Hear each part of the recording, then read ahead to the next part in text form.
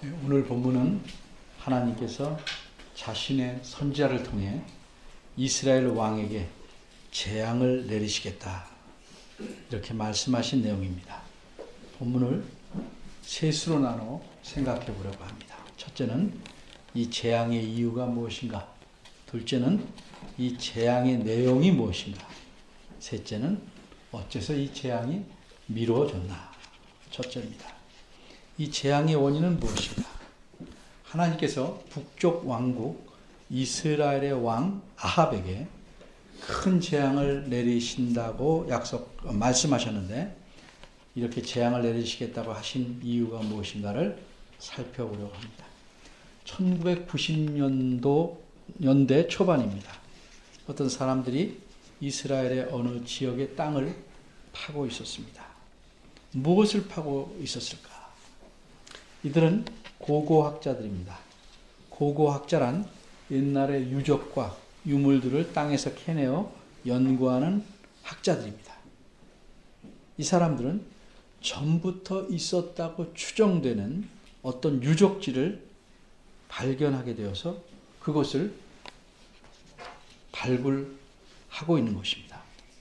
이 유적지의 넓이는 무려 11에이커입니다.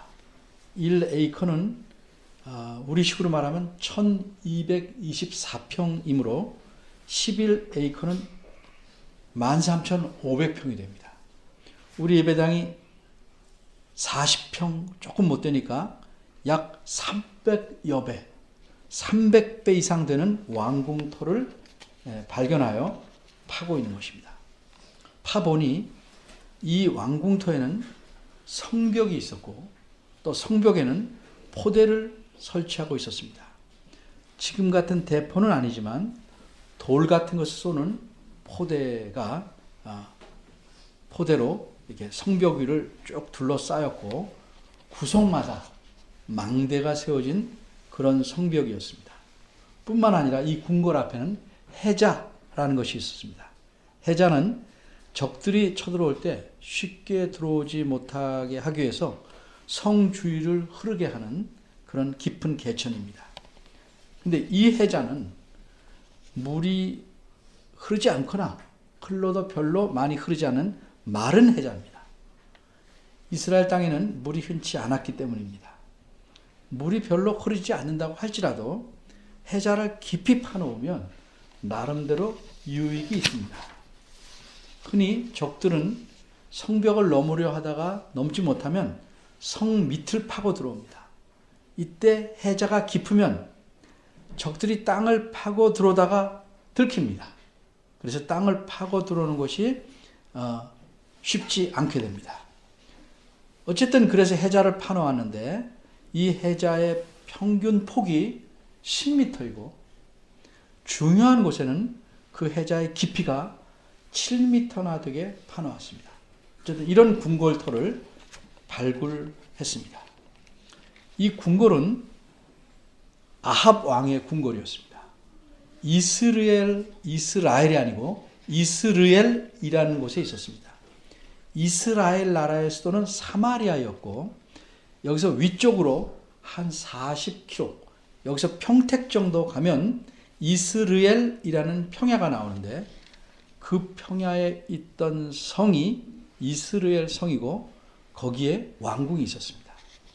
이곳은 여름에는 왕의 별장처럼, 겨울에는 아예 옮겨가서 왕이 수도로 사용하는 그런 왕궁이 있었던 곳입니다. 열왕기상 오늘 본문 21장 1에서 3절을 봅니다. 아합 왕이 이 이스라엘 궁에 있을 때 그 가까운 곳에 매우 좋은 포도원이 있다는 걸 알았습니다. 그래서 이 포도원이 탐이 났습니다.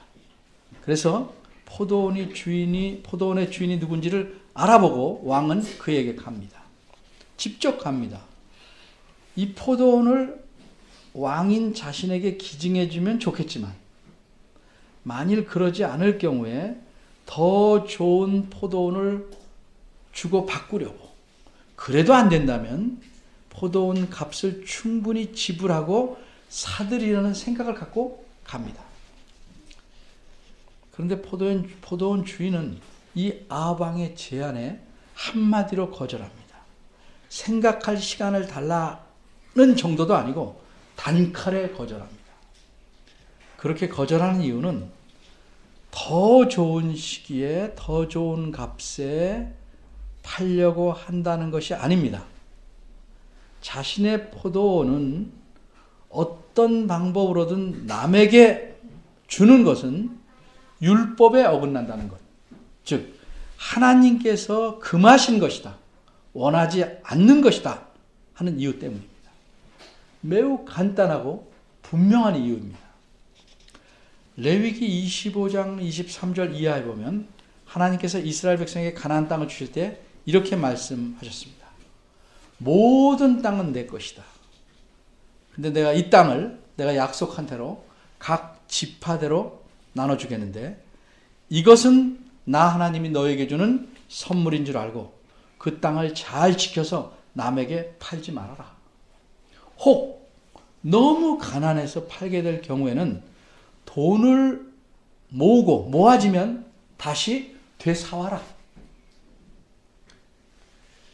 그래도 돈이 안 모아져서 땅을 되사올 수 없는 일이 생기면 친척 중에 누가 대신 돈을 내서라도 그 땅을 다시 찾아줘라.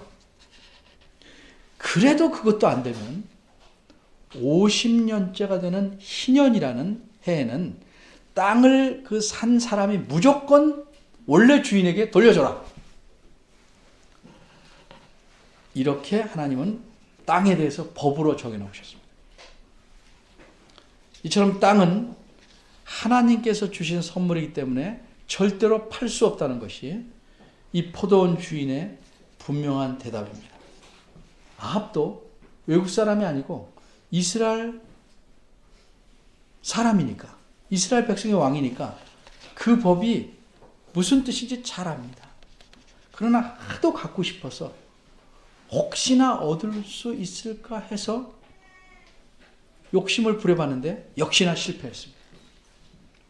그래도 혹시 왕이 달래는데 주지 않을까 했는데 역시나 나봇은 이것은 하나님의 법에 어긋나니 하나님이 금하시는 것이니 줄 수 없다.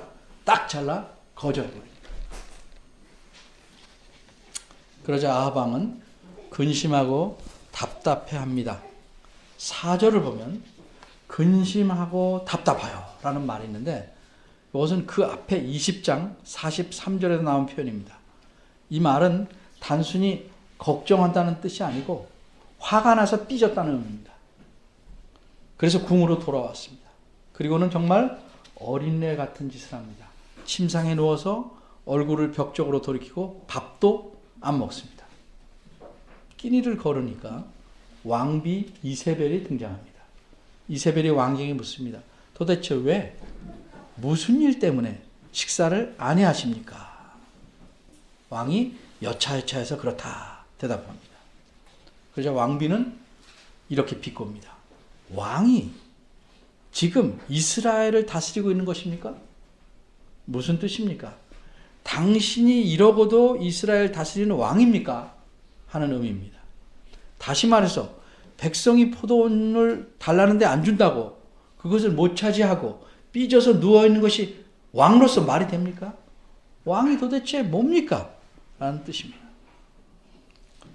이세벨이라는 여인은 외국 사람입니다. 더구나 우상을 섬기던 이방 나라 왕의 딸, 공주였다가 아합과 국제 결혼을 한 여성이니까 아나무인일 뿐만 아니라 하나님을 섬기지 않으니까 하나님 명령이나 율법 주면 안중에도 없습니다. 이세벨이 보기에는 그래도 한 나라의 왕인데 무슨 이런저런 율법을 신경을 써서 자기 마음대로 하지 못하고 끼니마저 거르고 있다는 것이 오히려 답답해 보입니다. 하지만 아합은 그래도 이스라엘 사람이기에 어쨌든 생각으로는 하나님이 자신 위에 계신 분이다. 그리고 하나님 법이 어떤 것이다를 알기에 강제로 포도원을 뺏을 수가 없어서 깊은 고민만 하고 있는 것입니다. 그러나 이세벨은 전혀 그렇지 않습니다. 왕이 못해? 그럼 내가 해결사가 되겠다 작심하고 기가 막힌 계획을 짭니다. 이게 4절에서 7절까지 내용입니다. 그럼 이세벨의 계획은 무엇인가? 그녀는 한 통 편지를 씁니다. 왕에게서 무언의 허락을 받아 왕의 도장을 찍은 편지를 이스르엘 성의 장로들과 귀족들 그리고 재판에 참여할 만한 지위에 있는 사람들에게 보냅니다. 편지 내용은 금식을 선포하라는 것입니다. 국가적으로 무슨 심각한 일이 일어난 것처럼 분위기를 몰아갑니다. 이렇게 해서 사람들을 모두 모이게 합니다. 그리고 비류 2사람을 매수합니다. 비류란 불량배나 건달을 가리킵니다. 2사람이 필요한 이유는 법적으로 유효하려면 최소한으로 필요한 증인의 수이기 때문입니다. 그러니까 이미 어떤 선고를 내릴지 각본은 다 짜놓고 외적인 조건을 맞추려는 겁니다. 그러면 이 포도원 주인에 대해서 걸은 죄목은 무엇인가? 그것은 하나님과 왕을 저주했다는 것입니다. 이 죄목에 걸려들면 돌로 쳐서 죽이는 사람들이 돌을 던져서 죽이는 형벌을 받게 되는데 이렇게 하도록 각본을 짜서 보낸 것입니다.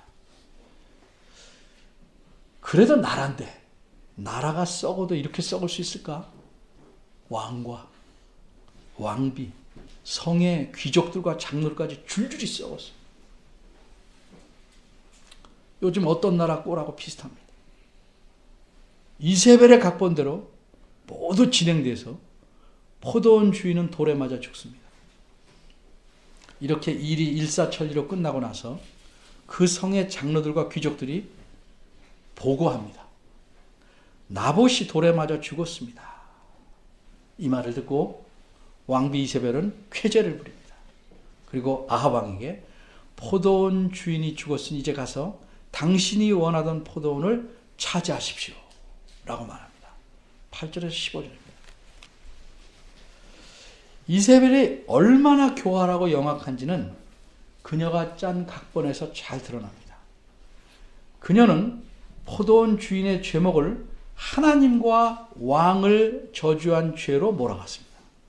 그런데 만일 하나님을 저주했다는 죄목 그것 하나라면 죄인은 쳐 죽이든지 불에 태우든지 그렇게 해서 하나님께 바쳐져야 합니다. 사람뿐만 아니라 그가 가졌던 모든 소유물들을 다 태워서 하나님께 드리는 것으로 처리하게 됩니다. 이럴 경우에 왕비는 포도원 주인만 죽일 뿐이지 포도원을 얻을 수가 없습니다. 그러기에 왕을 저주했다는 죄목도 추가합니다. 고대에는 왕을 저주하면 죄인이 가졌던 소유는 왕에게로 갑니다. 이런 사실을 보여주는 법적 문서들이 이스라엘뿐만 아니라 주변 나라에서도 발견되었습니다. 이처럼 이세벨은 이를 아주 교묘하게 꾸몄습니다. 그런데 만일 포도원 주인인 나봇은 죽었지만 그의 아들 중 누군가가 살아있다면 어떻게 됩니까? 그 포도원은 자동적으로 아들에게 가게 됩니다.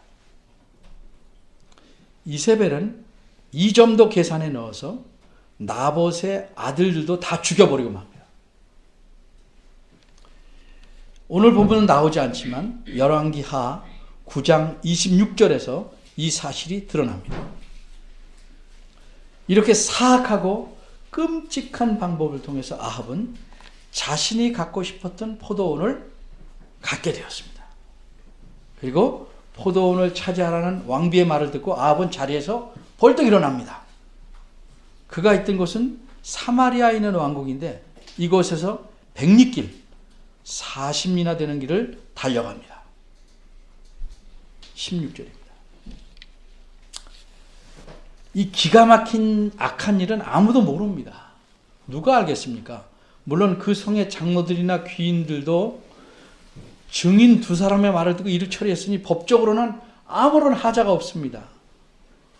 왕과 왕비 입장에서는 모든 일이 비밀리에 잘 된 것처럼 보이는 완전 범죄였습니다. 죽은 사람들만 억울해진 것입니다. 포도원 주인은 하나님 말씀대로 그 말씀을 지켜 행하다가 자신은 물론 아들들까지 죽고 말았습니다.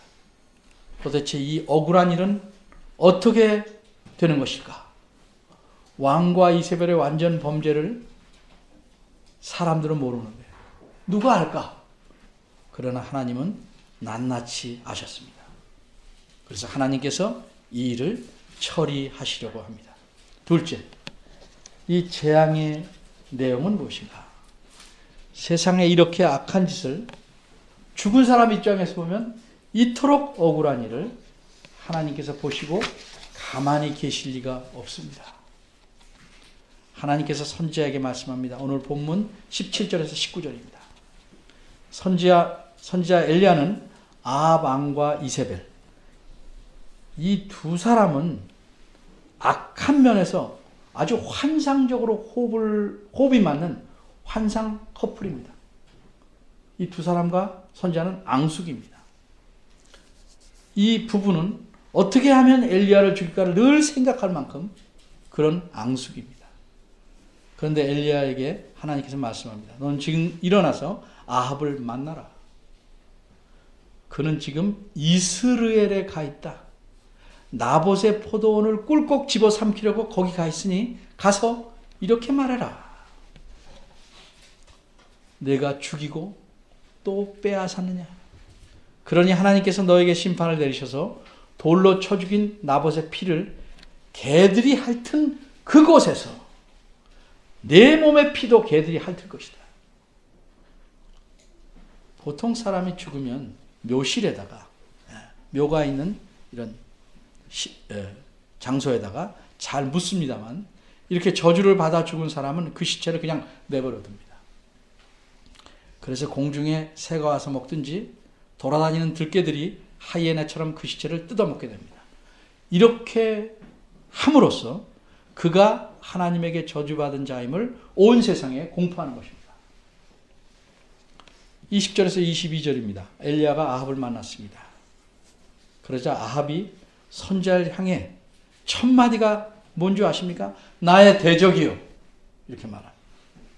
내 원수요. 라는 뜻입니다. 네가 어째서 나를 찾아왔는가? 왕이 묻자 엘리야가 아주 분명하게 여호와께서 전하라고 하신 말씀으로 대답합니다. 20절에 내가 스스로 팔려라는 말은 자기가 자기를 팔았다는 뜻입니다. 어디로 팔았습니까? 악으로 팔았어요. 악을 행하기 위해서 팔았다. 이 표현은 악을 행하기로 스스로 결심하고 나섰다 하는 의미입니다.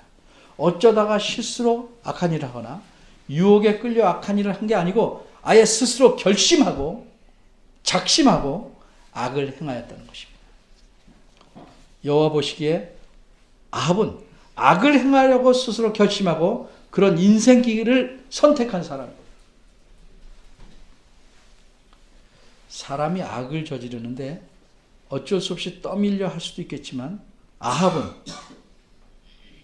이세벨이 악한 짓을 하도록 못 이기는 척하고 편지에 찍어야 할 왕의 도장도 내주고 이세벨을 통해서 자신이 하고 싶은 일을 다 행하게 한 것입니다. 이런 아합의 속마음은 나봇이 죽었다는 말을 듣자마자 즉시 일어나서 가서 포도원을 차지한 데서 드러납니다.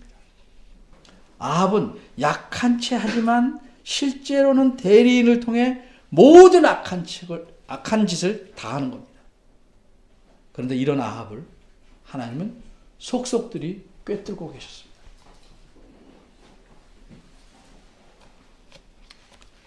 그러기에 하나님께서 이렇게 말씀합니다.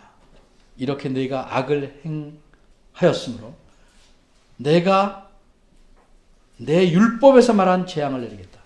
따라서 네게 속한 남자는 모두 다 내가 멸망시킬 것이다. 여기서 남자라는 표현은 원어를 보면 흥미로운 표현입니다. 지금은 볼 수 없는 장면이지만 제가 중고등학교 시절만 해도 이 담벼락에 이 가위를 그려놓은 그림이 들어 있었습니다. 무슨 뜻이냐면 이 담에 소변을 보다 들키면 가위를 갖고 잘라버리겠다. 매우 무서운 경고입니다. 뭘 자르는지는 묻지 마십시오. 네. 그런데 아주 옛날 이스라엘에서도 남자들에게 담벼락에 소변을 보았습니다.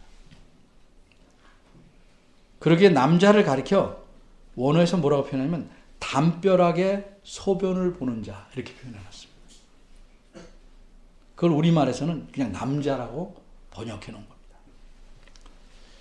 그러니까 원어대로 말하자면 담벼락에 소변을 보는 자는 종이거나 자유자거나 매인자나 풀린자나 누구든지 간에 내 집에 속한 자는 모두 다 내가 죽일 것이다.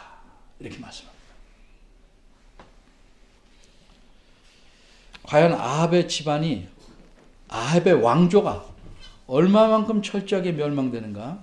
22절입니다. 북쪽 왕국 이스라엘을 처음 세운 왕은 여로보암이라는 사람입니다. 여로보암은 우상을 만들고 백성들로 그것을 섬기게 하고 악한 짓을 해서 하나님께서 참다 못해 그의 왕조를 쑥대밭으로 만들었습니다. 그 다음에 나오는 바하사가 여로보암 왕조를 쑥대밭으로 만든 당사자입니다. 그런데 하나님께서는 이 바하사의 왕조도 하나님께 크게 범죄함으로 쑥대밭으로 만드셨습니다.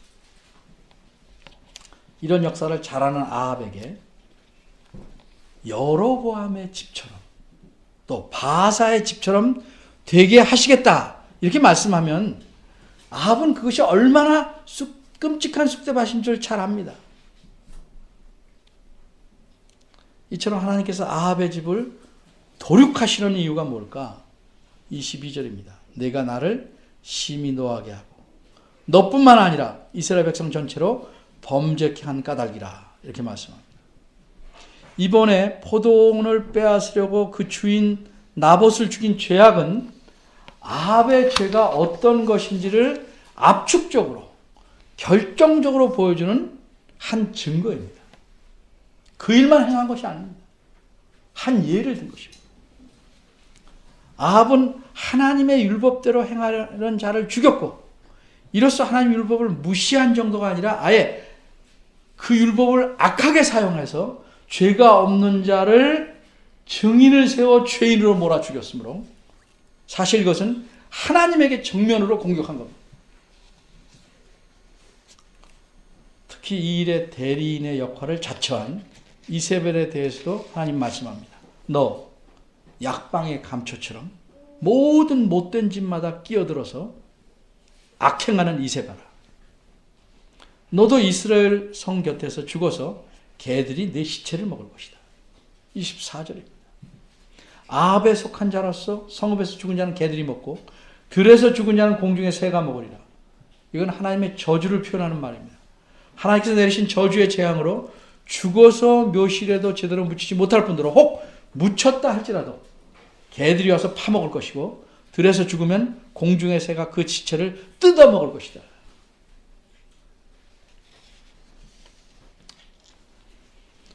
열왕기서가 기록된 이후에 이 내용을 읽는 사람들은 과연 이 내용을 통해서 하나님에 대해서 무엇을 알았을까? 지금 우리가 읽어보면 알 수 있는 것처럼 그들도 하나님에 대해서 이런 중요한 사실을 알 수 있었을 겁니다. 하나님은 어떤 분이신가? 스스로 팔려서, 바꿔 말해서 자신이 선택해서 하나님 보시기에 악을 행하는 자를 반드시 멸망시키신다. 이런 사실을 1절에서 24절이 아주 분명하게 보여주고 있는 것입니다. 그런데 오늘 본문은 여기서 끝나지 않습니다. 더 진행됩니다. 세 번째입니다. 어째서 이 재앙이 미루어졌는가? 하나님께서 내리시겠다고 한 재앙이 왜 연기되었는가? 선지자를 가리켜 내 원수라고 하던 아합 왕이 하나님의 심판의 내용을 듣고 나서는 정말 예상 밖의 행동을 취합니다. 27절입니다.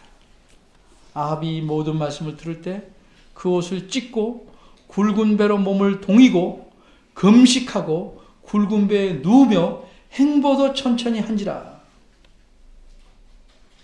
여기서 배라는 것은 사실 염소털이나 낙타 털로 짠 옷감 혹은 옷을 가리킵니다. 어떤 왕의 석관, 돌로 만든, 나무로 만들지 않고 돌로 만든 관에 그림이 있었는데 그것을 살펴보니까 이 굵은 배를 사람들이 어디에 입는가가 드러났습니다. 우리는 배를 해서 초상이 나면 옷을 해서 입지만 그들은 이 배를 머리에 쓰기도 하고 엉덩이 뒷부분에 이렇게 맵니다. 마치 우리가 더우면 옷을 벗어서 허리춤에 이렇게 매듯이 그렇게 매서 엉덩이를 가리듯 그렇게 합니다. 여기서 배로 몸을 동이고가 그런 의미입니다.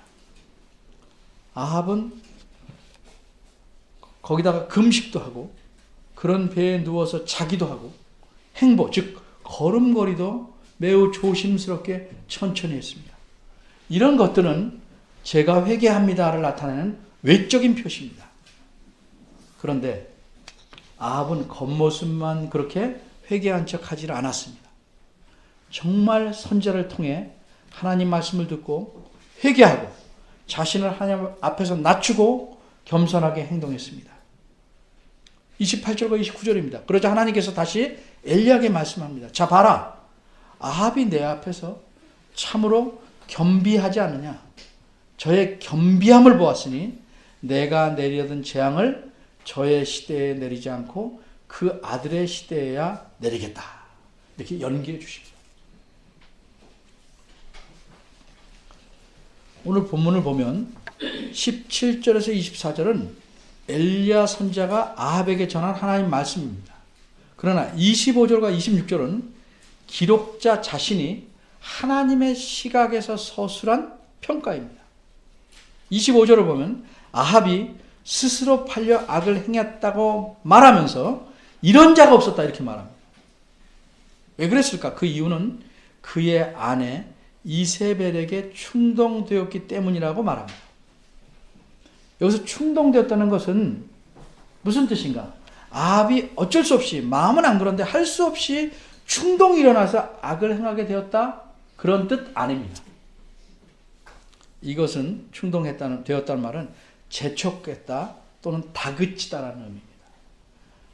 아합은 아내가 다그치자 자신의 악한 행동을 더 고려하지 않고 확실하게 행하기로 스스로 결정합니다. 그래서 아합과 이세벨은 정말 호흡이 잘 맞게 악을 행합니다. 아합의 아내는 하나님을 섬기지 않을 뿐더러 하나님을 미워하고 우상을 섬기고 이스라엘 나라 전체를 우상을 섬기는 나라로 만들어보려고 혼신의 힘을 다했던 여인입니다. 그래서 아합의 아내는 아합을 지원하고 아합은 지원과 격려를 받아 스스로 악을 행하기로 했던 것입니다. 그 결과 어떻게 되었다고 기록자는 평가합니까? 26절입니다. 저가 여호와께서 이스라엘 앞에서 쫓아내신 아모리 족속의 모든 행한 것 같이 우상에게 복종하여 심히 가증하게 행했다. 이미 이스라엘이 가나안 땅에 들어올 때 하나님께서는 아모리 족속으로 대표되는 가나안 땅의 여러 족속들을 다 내쫓으셨습니다. 아예 어떤 족속은 다 멸망시켜버리셨습니다. 왜 그랬을까? 그들이 스스로 우상을 섬기는 악을 행했기 때문입니다. 우상을 섬긴다는 건 그 일만 하는 게 아닙니다. 그것 때문에 삶 전체가 악해지는 겁니다. 이처럼 하나님께서는 자신이 보시기에 심각한 악을 행하면 왕이든 국가든 누구든지 완전히 멸망시킵니다. 하지만 기록자는 또 27절에서 28절, 29절 여기서 하나님께서 자신이 내리겠다고 한 저주의 재앙이 왜 미뤄졌는지 그 이유를 알려줍니다.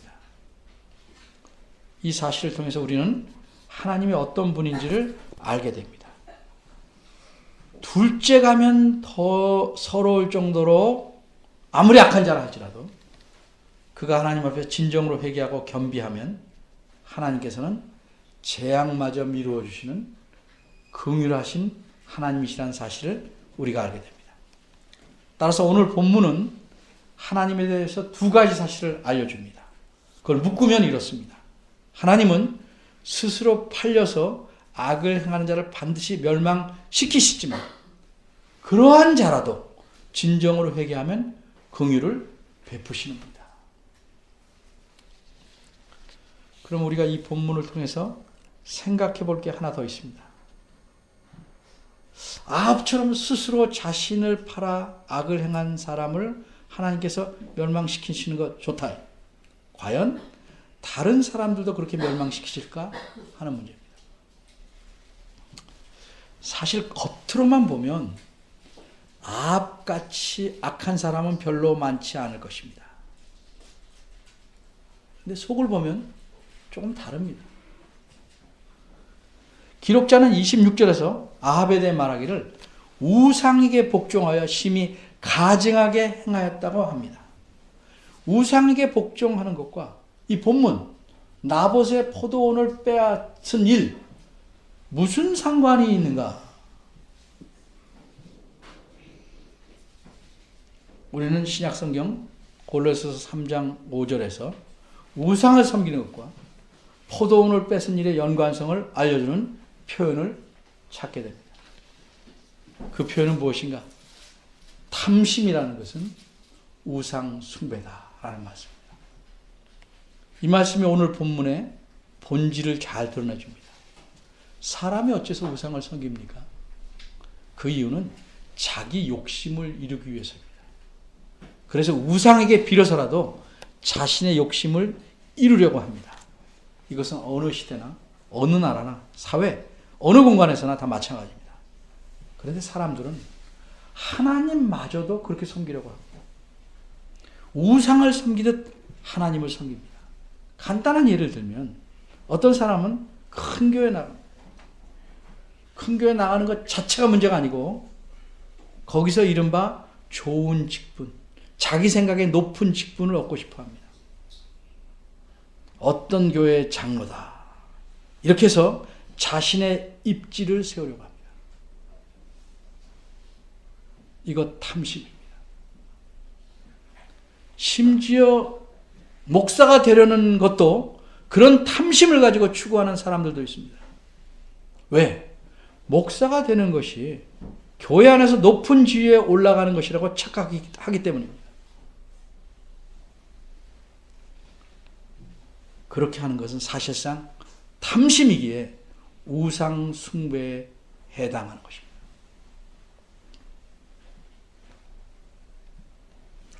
자기 욕심이 추구하는 것, 그것이 자신의 명예든 돈이든 간에 그것을 위해서 자신의 모든 것을 투자하기로 결정합니다. 어디에 투자합니까? 이것이 스스로 자신을 파는 것입니다. 아합 같지는 않다 하더라도 탐심을 갖고 스스로 우상을 숭배하기로 선택한 사람들이 많습니다. 사도 바울은 뭐라고 했습니까? 사도 바울은 자신이 예수님을 믿기 이전의 상태에 대해서 이렇게 평가합니다.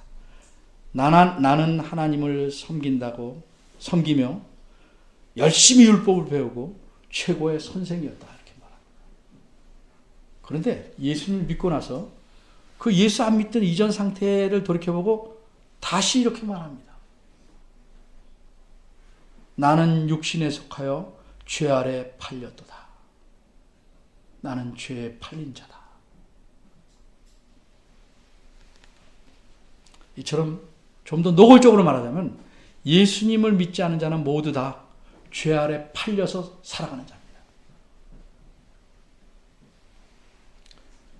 죄를 짓기 위해서, 법적인 죄가 아니고 하나님 보시기에 악을 행하기 위해서 스스로 그 길을 선택해서 하나님 버리고 우상을 섬기고 살아가는 자입니다. 그런데 이제 우리는 하나님의 은혜로 스스로 팔려가는 길에서 돌아서게 되었습니다. 그러면 우리는 오늘 본문에 나온 이 하나님의 모습, 이 하나님을 알고 믿는 자로서 어떻게 살아가야 마땅할까? 생각해 봐야 합니다. 그리고 또 한 가지, 혹시 우리가 여전히 하나님께서 싫어하는 것에 스스로 팔려가고 있지는 않는가 생각해 봐야 할 것입니다. 기도하겠습니다. 하나님 아버지, 저희를 지극히 사랑하셔서 자기 아들을 죽음에 내어주시고 십자가에 달려 죽게 하심으로 저희를 의롭다 하시고 자녀 삼으셨습니다. 이 은혜로 저희가 살아갑니다. 무엇을 우리가 더 바라리요? 늘 감사함으로 욕심 부리지 말고 하나님을 등치려고 하지 말고 하나님 말씀을 순종해서 범사에 감사하며 살아가는 저희가 되길 원합니다. 도와주시고 긍휼을 베풀어 주옵소서. 예수님